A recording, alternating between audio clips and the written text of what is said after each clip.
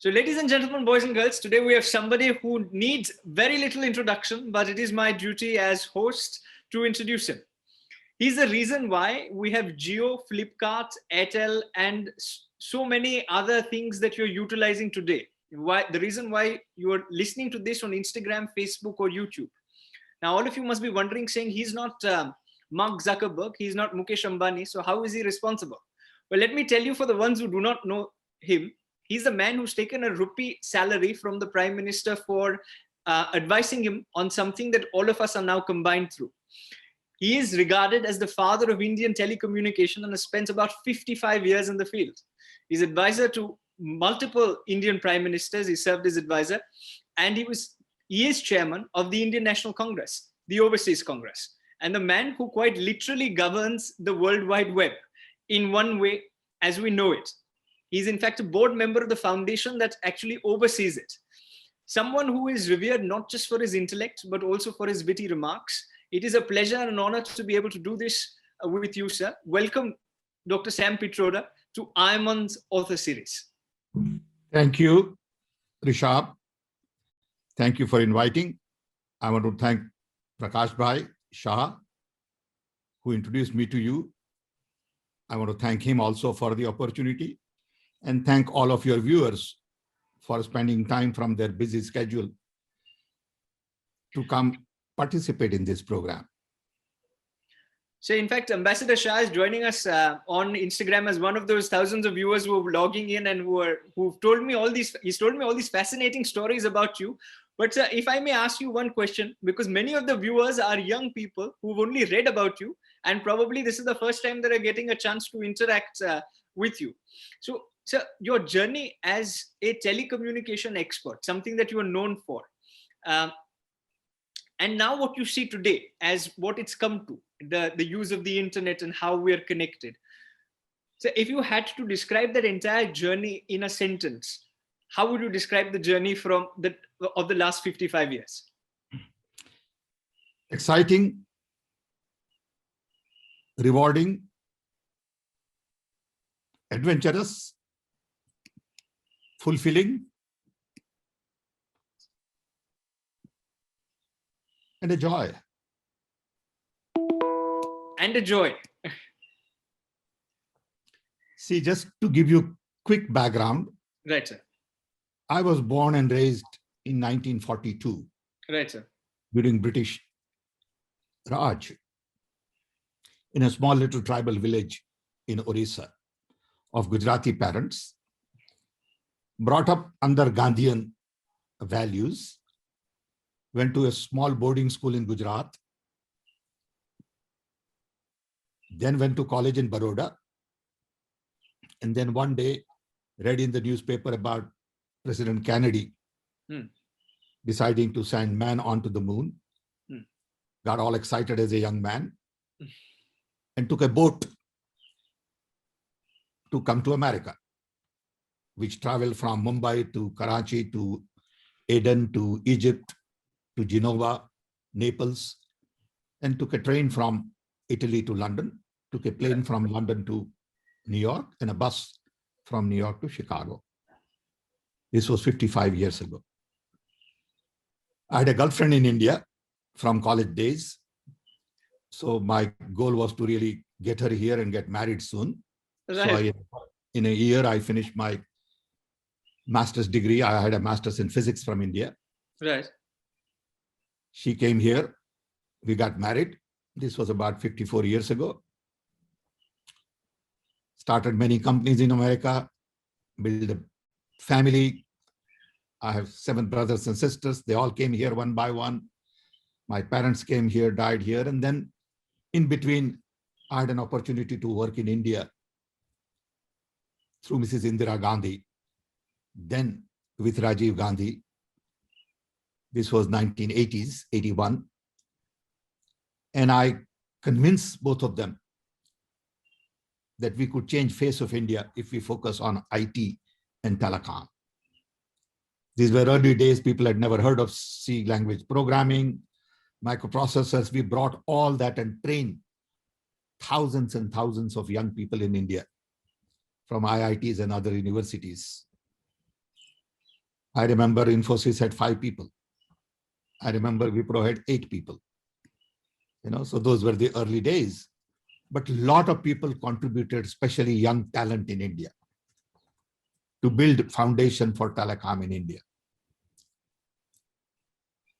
The key was to build human resource and focus on Indian model of development, indigenous development, local talent, rural exchange, STD PCOs, digital technology, our own software. Then we had 2 million telephones. Today, India has 1.2 billion phones. So I think credit goes to lots of people, including entrepreneurs, government policymakers. Rajiv Gandhi provided political will, which was the key to really launch IT revolution in India. So that's a brief story. Then I came back. Then I had a heart attack, quadruple bypass. Rajiv Gandhi died. I came back to US, but then I had given up my US nationality. So I came as an Indian citizen again. Then when Manmohan Singh government came in, I went back again and worked with Dr. Manmohan Singh for 10 years almost on Knowledge Commission, innovation, and Digital India.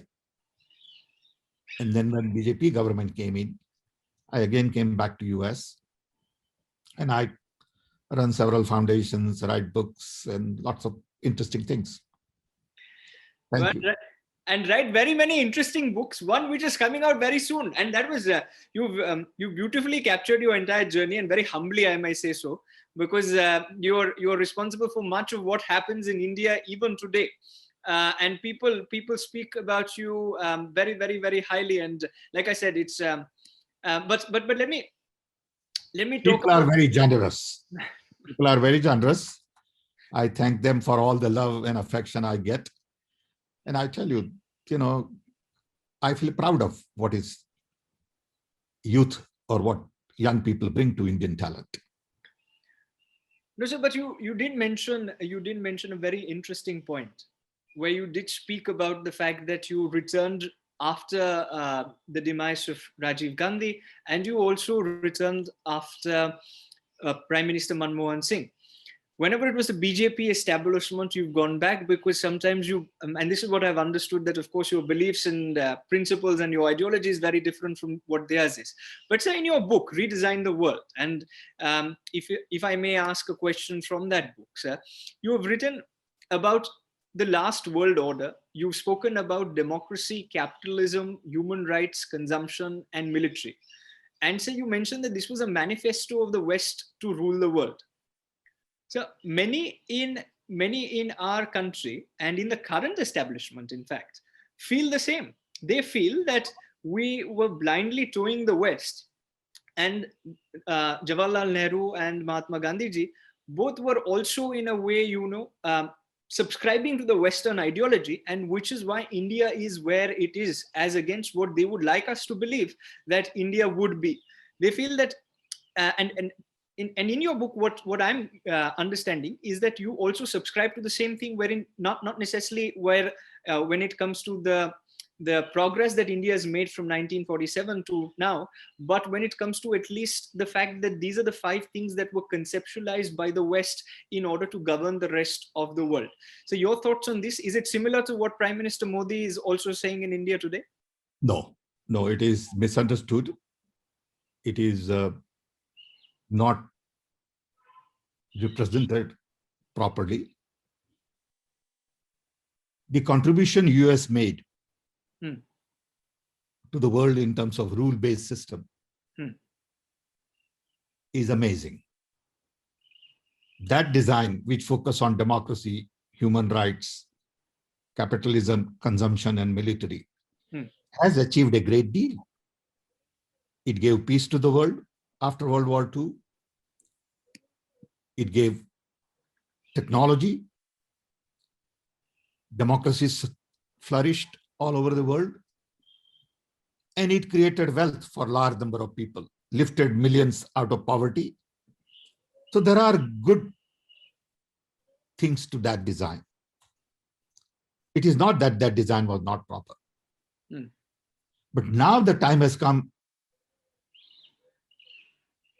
to re-examine that. Because now we live in a hyper-connected world. Hyperconnectivity brings about democratization of information, knowledge, decentralization of decision-making, implementation, and demonetization. Hyperconnectivity is all about content, about curation of content, and it's about context.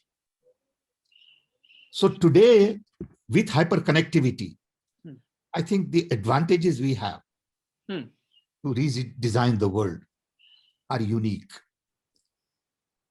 It is not that that design was bad. That design was badly needed. That design served its purpose. We need a new design now, but that new design cannot be based on authoritarian regime. That new design cannot be based on curbing freedom. That new design cannot be based on lies. That new design cannot be based on propagating religion, dividing people. Okay, so I think we got to be very clear what has been accomplished, what tools are available today, and what can be accomplished tomorrow. Another key area is really the larger picture, which go beyond nationality. And that is all about what is good for Earth, what is good for planet, and what is good for people. The book is really about these two fundamental issues.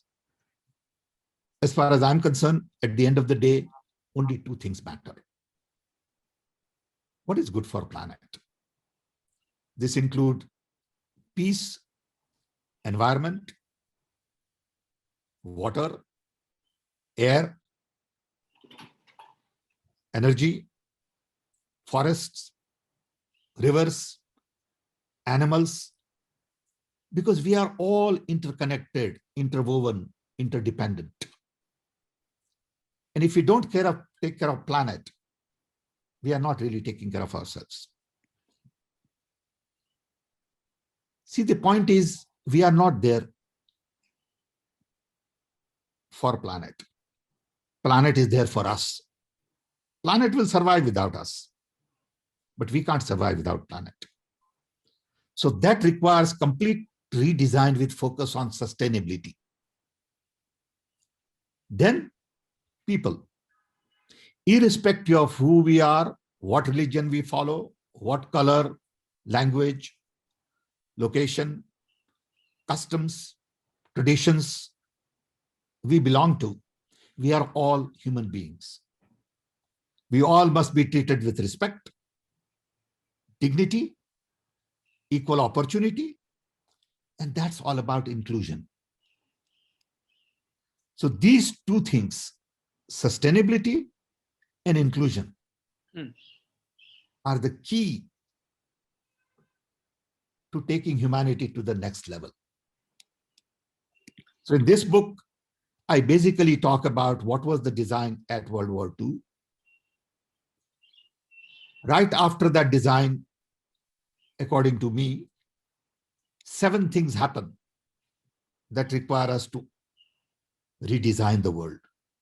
First one was decolonization. Right after 42, and the design was conceived just about the time I was born, 79 years ago. Okay. That design did not think of decolonization. So right after the design, decolonization led by Mahatma Gandhi in India, basically decolonized the entire world in a very short period of time. All of a sudden, billions of people's aspirations changed. Ambitious change. My own father, who had 4th grade education, would have never thought of sending all his children to English school. He was poor. But after India got independence, he felt empowered that I'm free. I can do anything. My children can study English. And it happened to millions of us. Okay. We don't understand that phenomena of freedom. Then came rise of China. No one thought China will move this fast. Then came fall of Soviet Union. Then in parallel, rise of technology. Transistor was born after I was born. I've experimented in vacuum tubes, transistors. I've seen the birth of microprocessor, all of these languages, computers, laptops, smartphones. I've seen it all, fortunately or unfortunately. And the role of technology has been tremendous in the last 75 years. And we have to give credit to America for that. Then came simultaneously rise of inequality. Very few people very rich and lots of people very poor. Then came 9/11, when America became the only superpower. 9/11 attack changed American mindset. America started looking inward.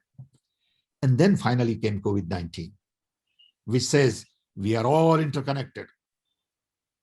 We will be all treated same way, irrespective of which nationality, which age group, which color, which religion. So you better understand the importance of nature. And these 7 events tell me, especially COVID-19, that we must rethink the paradigm.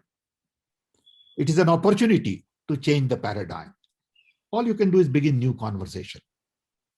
I'm not going to change the world. I know that. We all begin new conversation, And I want to thank young people for joining in on this conversation, which is the first conversation on the book, which is to be released by Penguin, launched by Penguin on 26th. It is already available on Amazon.com and other online services. It will be launched in India, US, and UK. So the key is for the young people to understand a lot of these ideas and demand what is good for their future and not get sucked into the past. Fair. See, we tend to spend too much time on past, talk about our history and Ram Bhagwan and this and that. That's not going to generate future. Okay, it's okay. It's good to have past. But I'm not going to get hung up on past. Okay, I'm not going to waste my time on past rituals and all that. I want to look forward. I have eyes in front and not in the back. Fair. So I got to look forward. So firstly, on behalf of all the young people who are watching, we feel very humbled and quite honored to be able to do the first conversation on your book. In regards to what you mentioned about, and you again articulated very well a few points, and the need for redesigning the world. But one of the things which I think is, if you don't know where you've come from, sir, then it's almost impossible to know where you're going. So therefore, you should know where you come from, but right. You don't get stuck up. Fair, sir. Where you come from. That's all. We all come from Africa. Right, sir. Okay? Right. So let's not forget that. Right. We all were same. Correct. Our genes and genes of apes are 98% common. Okay? So you can't say I come from Hindu religion. You can't get stuck there. That's my point. Okay? But so the concept of one world, isn't it the same concept of Vasudeva Kutumbakam, which also of course, that's good. I agree. Then implement it now. So which is promoted at the end of the day by the Hindutva ideology. They also say Bharat Varsha is the centerpiece to one world, and we need to combine the world in practice. That's all. Practice. Don't distinguish between people. Don't talk about religion too much. Don't, penalize people who don't follow your, values. Just practice. It's good. I'm all for it, but I don't want to get hung up on that conversation. Got it. I want to talk about future. I want to talk about technology. I want to talk about employment. I want to talk about growth, prosperity. Jobs are very important to young people. Okay. I want to talk about the world of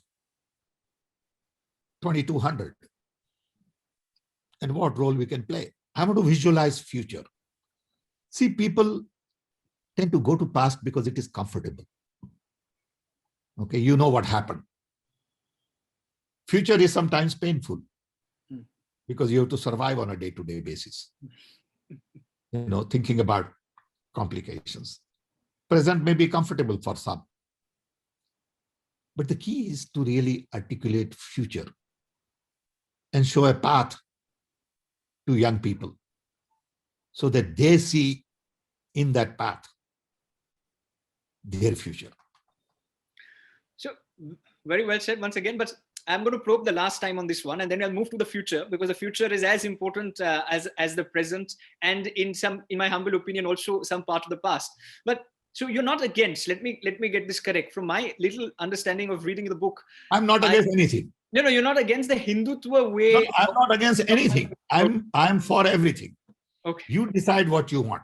Okay. I don't care, but I decide what I want. And you shouldn't care. Okay. So I think what I'm saying is freedom is all about freedom of thought, freedom of action. But in that freedom, you got to treat everybody with respect, dignity, whether it's women or people with different religion, different language, different color, different caste. How do we treat our, Dalits? Fair. How do we treat our tribals? Okay. Fair. Fix that. And then talk about religion. Fair. Okay. Don't talk to me about religion. I'm not interested in it. Fair. Okay. And sir, but in terms of freedom, you mentioned also in terms of freedom, that one should respect somebody else's freedom, and it's a two-way street. In this, I must ask you, because this is primarily an Indian audience who are politically sensitized, who are sensitized to what is happening currently. And as I will touch upon a few things that are written in your book about this as well, but more specifically in the case of the concept of democracy. And in our country, some people believe that there is too much of democracy. Do you think that there is too much of democracy ever? And there is not too much of democracy. In fact, democracy is being hijacked. So the reason why I asked this question before you answer it, I'm sorry to interrupt, is because I see some leaders, and this is again, a lot of young people have contributed to these questions, so these are not all mine, so I can't take the blame or all the credit, but leaders such as Farooq Abdullah, who basically said that China should help us in solving the Kashmir dispute, when technically everybody knows that Aksai Chin also, China is a part of the territory, they're trying to claim the territory. So to make such kind of statement, don't you think that then is slightly against national interest, and is just utilizing the concept of democracy in a way that it should not be? Or do you think that it's... you have to ask Farooq Abdullah. Right. Okay, not me. Okay. But and in regards to the question of democracy, is there ever too much of democracy, or that's... There is never too much of democracy if it is responsible democracy. Okay. See, democracy is all about empowering human being. Democracy to me is the bedrock of human potential. Okay, when you tell me what I can do and what I cannot do, you are curbing my potential. Okay, democracy is all about, it is fundamental to fulfillment. Okay, at the end of the day, three things matter in my life. Love for everybody. Cat to dog to animal to brother to cousin to nephew to my enemy. Work. Work is not necessarily about telecom. Work is about sweeping floor, cooking, painting, music, traveling. That's work. Okay. And third is fulfillment. I cannot have fulfillment if there is no democracy, because then somebody is going to tell me what I can do and what I can't do. I want to follow rule of law. I want to follow what is good for the humanity, what is good for the planet. But I got to have the option. Okay. And that's why democracy is very important. And with hyperconnectivity, you are really empowering everybody. You see, this has changed everything. This says I'm empowered to get my education, my music. Don't tell me what music I should listen to. Okay. This is part of democracy. Okay. So democracy, you have to understand, is a broader concept. It is about decentralization. Democracy is about, at the end of the day, empowering me to do what I want to do. I want to select my journey. But in the process, I can't hurt anybody. I can't hurt environment. So there are certain rules and regulations I need to follow. I can't steal. I can't lie. I can't cheat. Okay. I can't discriminate people. That is what democracy is. On one hand, you talk about it, and then on the other hand, you lie about it. Okay. That's not democracy. So it all depends on how you look at it. Okay. These are my views. Right. You don't have to agree with it 100%. And I respect you for disagreeing with me. One thing I would do is agree to disagree with you. But with great respect, love and affection, concerns and care, and I'll always remain friends. And that's the thing that I think a lot of our political leaders across party lines must learn from you. That if you agree to disagree, but you do it with respect and yet continue to remain friends, then I think we can handle the pandemic much better than we have in the country as a whole. But then again, sir, we need civilized conversation. But when it and again taking civilized conversations to the international context. So are there civilized conversations possible in institutions such as the United Nations, the International Monetary Fund, which put one country above the other, where what eventually does happen is when people agree to disagree, the person who disagrees has something that's called the veto power, or has something in terms of an unfair advantage, like even in the WTO, where certain countries have unfair advantages. Are all these international multilateral organizations a reflection of the power structure that was? And do you think that this needs to be radically reformed if they have to be relevant today? That is what this book is about. Right. At the end of the day, this book talks about the fact that there are 5 pillars of the old design. Right. Democracy, human rights, capitalism, consumption, and military. The new 5 pillars of the design need to be clearly understood, articulated, and ultimately implemented. What are the new 5 pillars? Take democracy to inclusion. None of the democracies today in the world are inclusive. America is not inclusive. You look at what happened to Black Lives Matter. India is not inclusive. Look at what is happening to Dalits and other minorities. China is not inclusive. No one has a democracy that is inclusive. So that has to be the foundation. Take democracy to inclusion. It may take 50 years. Second, take human rights to human needs. Today we can produce anything, but we wind up producing for people who can afford to buy and not for people who need it. These are all fundamental ideas. So we really need to make sure that everybody in this world has enough to eat, wear clothes, have a shelter. We can do that. We have enough money. We spend $2 trillion a year on military to kill people. If we spend that much on healthcare, education, food, well, problems will be sorted out. All of the fights in the world in the past have all been about exclusion. So you focus on inclusion, world would be at peace. Third, so you got to take human rights to human needs. Third, capitalism has gone haywire because of greed, manipulation. Rich have become too rich. Lots of people have remained poor. So we need new capitalism. Free market is good. Entrepreneurship is to be celebrated. But we need not just focus on GDP.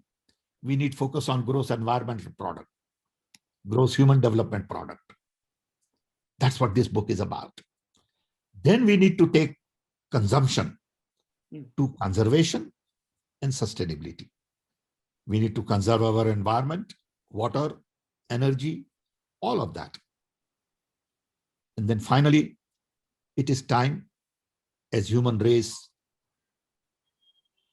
to stop thinking about fighting and military and start thinking about non-violence. Non-violence at home, non-violence in communities, non-violence in cities, non-violence between states. We can do it. We are now matured as a civilization because of the technology and mainly this technology. For the first time in the human history, we are all connected. People are connected now. What does this connectivity mean? What can we do with this connectivity? I think those are the things discussed in the book. So, but if I may, this young people are watching this, and I think young people are the most naive, but also believe in bringing about change and actually try to go about bringing that change. So as somebody and with very little experience in comparison to the decades that you have, so I've seen both our parliaments with many students from the organization now joining different political parties and also some working in the United Nations and so on and so forth. So over the last decade, when I've seen this progress, I've seen that what you mentioned is something that all of the people set out to achieve. Your book, in many a way, is like a utopian wish list at the start, sir. But when you go through the process and the grind of the bureaucracy, the parliament and the United Nations and these multilateral institutions, then at that juncture, sir, I see that sense of despondency coming in even amongst the younger leaders who are today in their 30s, in their late 30s or their late 20s. Why do you think this is happening and how can we address this? Because sir, there's very little to disagree with what you've said, but how can young people actually go about achieving things like this when actually it's one against 500 in, say, the parliament, or one against 193 nations in the United Nations? I think first thing is to have inner strength. Your core has to be intact. You cannot allow our core to be corrupted. What is your core? What do you believe in? Do you believe in democracy? Do you believe in truth? Do you believe in trust, love, inclusion, diversity? Don't allow your core to be corrupted. People give in too early because they want short-term gains. You almost have to be Gandhian. You have to be tough and you got to build strong self. Most of the people have very fragile self-esteem. They all get hurt very easily. They tend to compare. This guy has this, I don't have that. Okay. And I think that's where you fall apart. If you stick to your core values, fight it. It is a fight. Either you join them or you continue to fight. Most of the people join them early. If you don't have the fighting spirit, fine, that's your choice. Okay. But if you don't fight, who will fight? You can't complain that there is no change if you don't change. Okay. You don't want to change. You want the world to change. It's a funny thing. Okay. So I've gone through it in my life. I'm almost 80 years old, and I tell you, I had never had a need to lie. Okay. I mean, it's not an easy thing to do. There is price to be paid. You pay that price. Okay. I never had to call anybody to get admission for my children. I would not do that. Okay. Never taken anything from anybody. Not that I'm great. That's not the point. Point is, you got to believe in certain things. And if you believe in it, fight for it, you've done your job. So first thing is, if you read this book and your thought is, oh, it is utopian, then I think what you are saying to me is, I'm not ready to change. I will give in now. That's what you're telling me. Okay, in a nice way. No, okay. no. What I want. I don't mean anybody who says. I'm saying you got to fight for it. Right. Nothing easy. Remember, independence did not come easy. Don't forget. Right. Gandhiji fought for decolonization for the world. Look at his character. Look at his determination. Look at his values. Look at his clarity. Okay. And one man can change lots of things. So if there are lots of young people like you all, you can change the world. But if you then become like your uncle or cousin or nephew, who is, driving Mercedes and cheating and lying and not paying tax and all that, then choice is yours. As long as you're not talking about my uncle, my nephew, it's all right, because one of them drives a Mercedes. But not that everybody who drives Mercedes is not good. That's not the point. I would much like to know that. Was sharing my thoughts. No. What I also wanted to ask you, sir, and you did mention that be the change that you want to see. And I think that's so very important. At the organization also, sir, we've changed from Indian international model UN to India's international movement to United Nations. And the main reason has been because we've seen that the UN gets caught up in so many things in terms of the bureaucracy, and because it's representative, and this is something that you touch upon in your book as well, it's representative of member states. It's not a global government per se. There is no global constitution, there is no global governance, and therefore there is no global government. The United Nations also faces this as a major issue when it comes to sending their peacekeeping forces, who are yet with a pistol and with a shield, as against terrorists. Also, some having not having ballistic missiles and weapons per se. So the problem which we're also facing, and the reason why we changed, is because it's very difficult to have the United Nations do anything on ground. So to that end, my question is, do you think, sir, it's time to completely shift from the existing power structure of the United Nations and come up with a global government of sort? Because you do touch upon this. It's a very radical idea, but do you think this is the need of the hour? First of all of these global institutions were set up 75 years ago. Right. UN, World Bank, IMF, NATO, WTO, whatever. Okay. Right. In 75 years, we have basically not created one new global institution of that order. Okay. That doesn't make sense. What you're saying is, the world has not changed in 75 years. Correct. So all of these institutions were designed not necessarily with today's scenario in mind. They were designed with the scenario of 40s. Right. So we need to restructure these institutions. We need to re-examine their purpose. We need to repurpose them. Okay. And we need to create new global institutions at the same time. I'll give you one simple example. I file a lot of patents. And I have hundreds of patents, and I first file a patent in US. Then I have to file in multiple countries through PCT. Each country wants my patent to be translated in Japanese, Chinese, whatever, Italian. And then each country decides what is patented and what is not patented. In a globalized world, we should have one international court saying if this is an invention, this applies everywhere. Correct. Okay. But we don't do it because there is vested interest. So that is an example of creating new global institution. We have 130 different currencies in the world or more than that.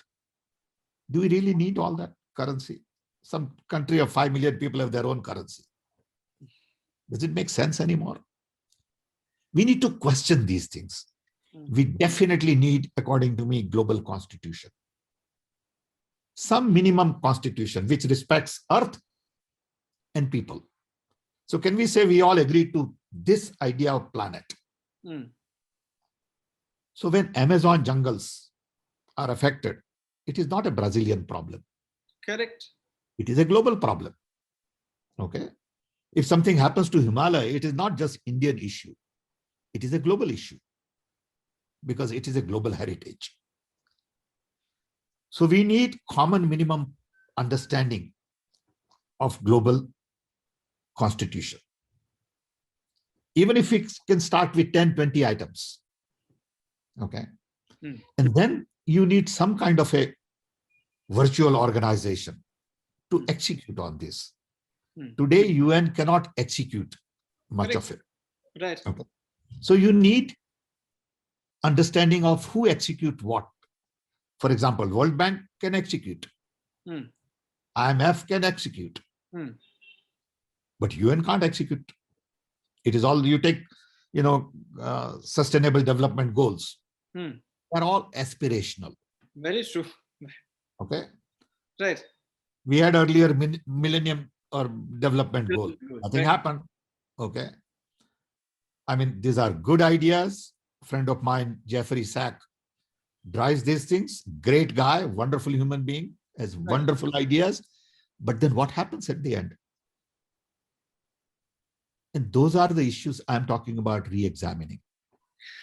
So if I may, and if I may ask you this question, you said that those are the ideas that need re-examining. So even in, not just outside the UN, even in the World Trade Organization, we classify American and European subsidies for agriculture to an amber box, and they are not up for discussion.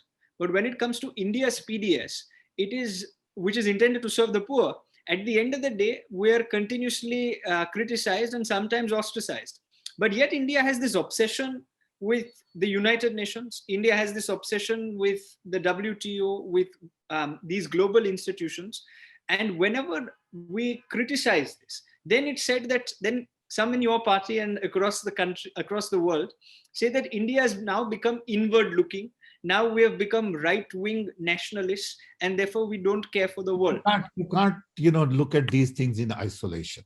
Okay, you've got to go back to equality, inclusion, right, fair conversation. Everyone has to be treated equally. So it is not about just this idea. So you can't take things out of context. Okay. You got to go back to fundamentals. Okay. And if you don't get to fundamentals, the conversation gets diverted in wrong direction. Okay. Right. This is not a very serious, hard talk BBC show, and it's not Karan Thapar's devil advocate, which is why I'm going to end my part of the questioning with a light-hearted set of questions. So what's the first thought that comes to your mind when somebody says food? I'm going to take it away from the book for a bit and going to try to know the man, Dr. Sam Pitroda. So what's the first thought, Dr. Pitroda, that comes to your mind when I say food? Eat. When I say environment? Keep it clean. When I say painting? Enjoy. When I say India? Country I was born in. Vasudeva Kutumbakam? World is my family. And when I say redesign the world, Change okay, for good. Change for good. change for good. And when I say Bharatiya Janata Party Just one political party. and Prime Minister Modi, Just one prime minister. lack of opposition in India, Situation as you see it today. and the last one, because the entire book surrounds this, democracy. Fundamental to fulfillment, human fulfillment. Fundamental to human fulfillment. And this is outside the questions that I had prepared, but I must ask you this because of your love towards young people and the youth, because you mentioned us so very many times. When I say youth, what's the first thought that comes to your mind? Energy, enthusiasm, expectations, excitement. Because I have young children. I have a son who is 45-year-old. I have a daughter who is 42-year-old. I have I have grandchildren, 3 grandchildren, 10, 5, and 5 months. Oh, shit. Future. That's the excitement. They have the energy. Okay. And I believe in them. They are like my joy in life. And all young people, I have benefited from their energy all my life. CDOT in India delivered only because of young talent and young energy. I get credit for it. But it is the energy and enthusiasm and hard work of young that gets things done. Okay. Right. And all young people look towards the right guidance. And I'm glad that this conversation has provided many insights, not just to your book, but what young people should be doing. But let me take, with your permission, a couple of questions from the live audience who are watching across social media platforms. There's one that comes in from Instagram, which says, what are the areas of focus when it comes to technology in India? Should India invest in research for areas like artificial intelligence, blockchain, etc.? See, technology is not just about IT, software, telecom. Technology is also about biotech, nanotech, materials. IT is one piece. There is a technology for gadgets, and there is technology for people. We got to have good combination. What is the idea of technology? It is basically to improve comfort for all of us. That's what technology is all about. Whether it is air conditioning, computer, laptop, train, plane, it is comfort. But along with comfort should come wellness. If you're not well, what good is comfort? So wellness technology is equally important as much as it is for comfort. So comfort and wellness technologies go hand in hand. And, big data analytics, AI is just a small little piece of the puzzle. It's a tool. It's a small little piece. One thing I want to say is Right. all of you, looking at your, age and body language, will live to be 150 years or 120 years minimum. Guarantee. You can remember me when you are 120. Because by the time you get into trouble, which is another 20, 30 years, technology would be so far advanced that you'll be put on a production line and your body part would be replaced like they replace in auto. Look, I'm 80-year-old. I had 2 quadruple bypasses. I had cancer. And I'm doing great, thanks to technology. So you will live to be at least 120 or 130. Guaranteed. So plan accordingly. Don't plan as if you're going to live to be 70. Okay, you have another 100 years to go. Work it out. Okay. That is the beauty of technology of tomorrow. Wow. If I may ask this one question, that what do you see 2200 as? Now you've got me very interested. You said this generation is going to live to 120. People say this generation is going to live to 35, not to 135. So now that you say that this is the case, in 2200, what do you see the world of 2200 as? I am very positive. If you think positive, positive things happen. If you think negative, negative things happen. So I would start with being very positive. I think 2200 environment would be much better. Our rivers would be less polluted. We'll have more forest. We'll have more animal. Because of all the technology, we'll be able to bring some of the animals that we have lost back through genetic technology. Okay. People will live longer. People will have more comfort. People will respect each other better. And that's what this design is. Okay. Inclusive, democratic, non-violence at peace. I think it is possible to build this so-called, what you said, Utopian world. Utopian world. Okay, not Ethiopian. Okay. Right. And, it is possible to do that. Okay. Right. You're a very optimistic man, and I think that is what young people love the most when they see this kind of optimism, especially from somebody as you have to make it happen. Hmm. You have to make it happen. I won't be around. Okay. But you would be, I can assure you, you'll be around at 2200, guaranteed. Okay. So figure it out what you want to see then. It's your job. Well, I don't know whether that's a good thing to be around in 2200 or not, but I'm always going to try to. It's a great thing it's going to be positive. It's a great thing to be around. Let me just great. I was just going to say that. Let's fix this first. It is a great thing to be around.